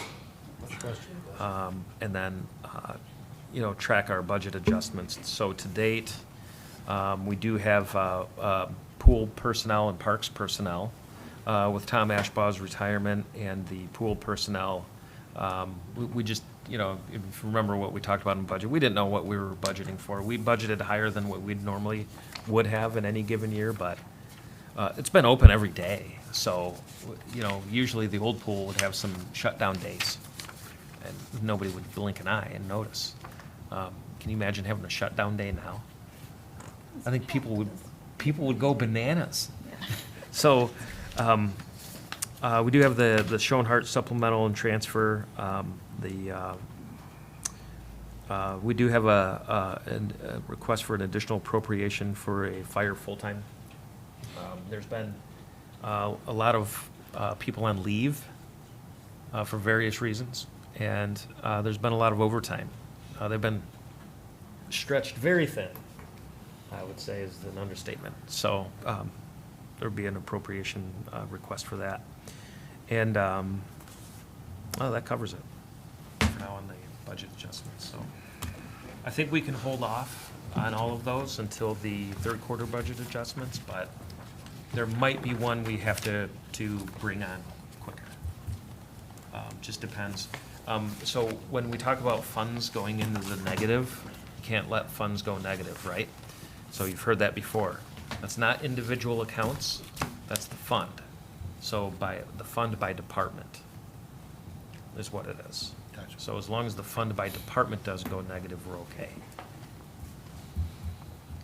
And also we're rolling the month right now, so it'll be the new and exciting fun thing to do. That's all I have unless anybody else has questions.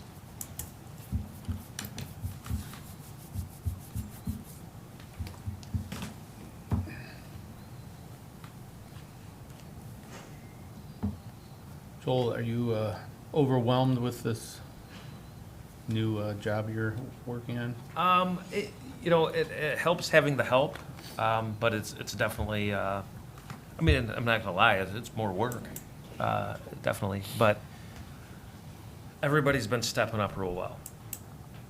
So we've had a few powwows in the finance department, talked about, job duties and things that are going on, and I'm still a firm believer that if 90% of our problems can be solved with effective communication, and the other 10% is something that we can't control.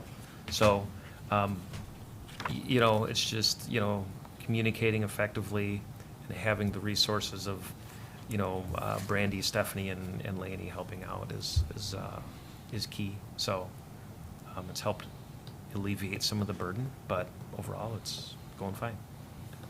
Okay. You'll let us know if it's not, right? Yes, Okay. count on it. Department members are being compensated for their extra work? I'm sorry?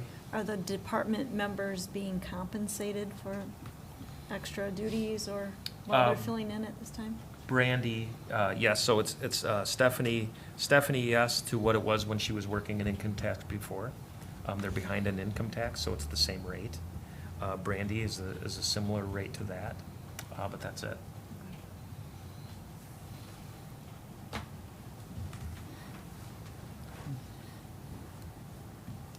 We've been using Schoenhart, not a lot, but it's just been hit and miss. If we got questions, call them. Got another call scheduled with them on Wednesday, just kind of check in, see how we're doing rolling the month, and then have them kind of look over our shoulder, make sure that we roll the month correctly, and so far I think we're going to be just fine.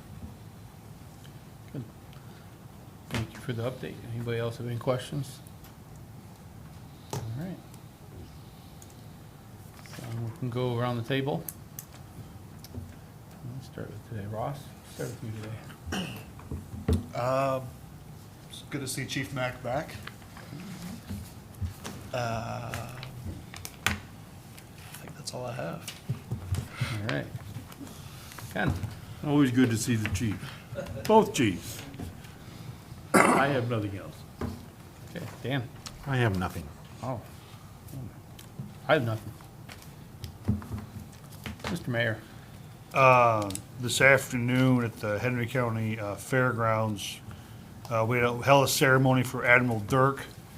Those of you that don't know, Admiral Aileen Dirk was the first female ever flag officer admiral ever in the United States Navy, born in Defiance County but grew up in Holgate. So every time you think you're having a bad day, imagine losing your father when you were 4 and growing up during the Great Depression, and you get an idea what she went through. And she became the first admiral of the United States Navy in 1972. So we had a nice ceremony there. Dan and I were there representing the city. Mayor from Holgate was there, all 3 county commissioners, Senator McCulley, Representative Hoops, Congressman Latta, Lieutenant Governor John Husted, and ODOT Director, Dan, help me out, Marchbanks? Is that right? Does Chad, anybody help know? me The ODOT Director is Marchbanks? In Columbus? Yeah, Call okay. it change. The ODOT Director was there. Changed. It used to March, be something like that, Ray, thanks, Brian, Ray. yeah. So it was really a nice event, and some of the family was there for Admiral Dirk, so it was really neat. Drove back from that to my regular job, and sitting in between the F&M and Taco Bell, there's a big excavator sitting there, looks like it's ready to go to work. Started doing some digging for maybe some potential economic development going on right there. So it's really nice to see, even if it's just there broken down, so you gotta walk across the street to go to Taco Bell. I don't know why it's there, but it's nice to see something there, so. But during the ceremony for Admiral Dirk, somebody received some calls from, everybody's getting these calls right now about solar companies and solar, and they said, well, I'm in Napoleon, and they said, well, Napoleon's solar unfriendly. And I kind of took that statement took me back a little bit, solar unfriendly. Let's see, we have our own solar field. I think we're solar unfriendly because we don't buy solar power from a resident. I think that's probably why we're not, what's the term, what is it? What is it? Net metering? Thank you. Yeah, we're not net metering, so that must mean. Oh, I got you, okay. This means we're solar unfriendly. Okay, I'll take your word for it. Chad, is the Lynn Avenue project still on for completion in the middle of August? The schedule I received today says they will have it open for Jeff on the 18th. Cool. We're watching. Yeah. There's a principal near that road that has maybe said a word or two to me to make sure that we're on, I've so. expressed mine and council's interest in the completion date. Thank you, appreciate that. Immediately. Thank you, thank you. In the last 2 weeks, I sworn a new auxiliary police officer, and also on August the 14th, Lady Justice will be coming back to, basically coming back to her post atop of the courthouse. Welcome back, Chief Mack, so. I don't think we need it. No, thank you. Nope, that's it, thank you. Lori? Excuse me if my teeth chatter while I try to spit this out. Why? He turned it down. I know. Welcome back, He Chief. turned it down, he turned it down. Just 2 quick things. Just go run around a little bit, oh. Yeah, after that extensive electric report, if there's nothing else for the committee to discuss Probably not. on Monday night, I'd like to cancel that meeting. Yep. And also, this past week, my son had a nice opportunity to job shadow with Dustin and Justin. He intends to go into cybersecurity in the fall at Fort County. And so they were awesome in taking him around, and I thank all of the department heads that he was able to meet with. And it was quite an experience, and he was very excited, and sounds like they might want to have him come back when they're doing a bigger project. So I think that speaks well for my son too, which I'm very thankful for. So, but thank you, all of you, appreciate that. That's it. Jeff? I'm glad that we had a ceremony downtown Friday night and during the day Friday, but it put me in one heck of a bind with the store. I went outside at 8 o'clock to make sure everything is ready to go for opening, and the streets closed. There was no notification gave to any of the business owners on the block. So I'm expressing Mr. Goods, he was a little upset. He said, next time, please give some kind of notice, at least in writing, or have somebody come in and tell us. Yeah, usually we put that as a condition of their permit. They have to Well, notify the it didn't. neighbors. It did not happen. So, and the older clientele that we had were very upset there was no place to park. I said, I will pass it on Monday night at council meetings. So next time we do something like that, which I hope there is. Every condition in a permit has them notifying the Well, neighbors. it did not happen. Okay. That's all I have. Thank you. Yep. Scott? Nothing. Nothing either? No, no. Except welcome back, Chief Mack. Welcome back, Billy. Oh, thank you. My turn? Yes, sir. So there are a few, two that we are party to so far, regarding the opioid litigation. There's the one being led by the state of Ohio that you may see some traffic on here shortly. There's the state's considering a settlement.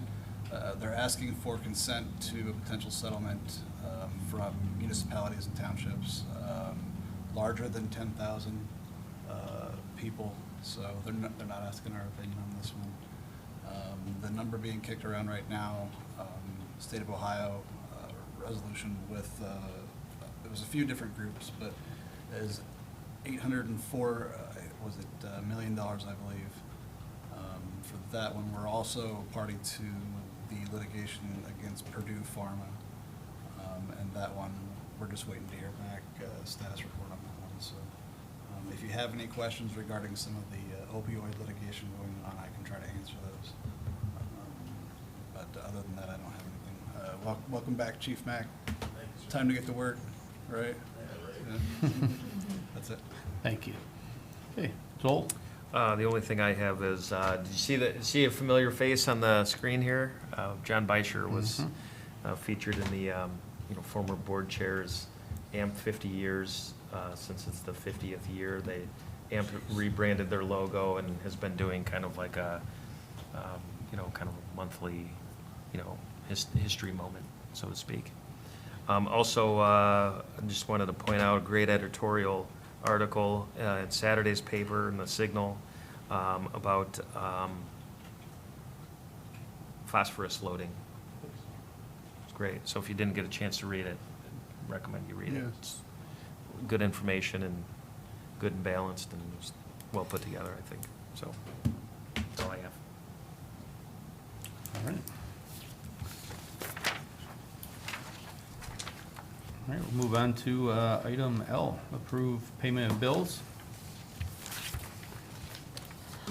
No one has any objections or corrections? They'll stand. I got a question. Mm-hmm. In our budget, we were going to look at backhoe. Has anything ever been done with that this year? Don't know, I remember. Yeah, have to take a look at it. Yeah. Okay. It's getting time for us to be getting equipment around.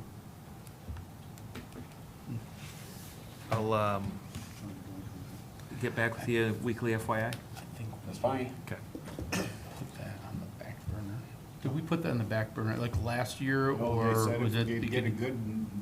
good used one, that they bring it back to us. Oh, okay, that sounds right. Okay. Yeah. Yeah, that sounds more right, okay. I'm wondering,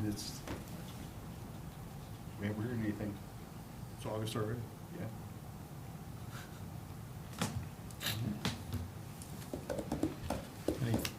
Nothing else on No. bills? Okay, they stand approved. We have a motion for adjournment. So moved. Second. Hey, Rox, please call the roll. Ross, Yes. Ed, Yes. Dan, Yes. Joe, Yes. Lori, Yes. Joe, Yes. Molly. Yes. All right, we are adjourned.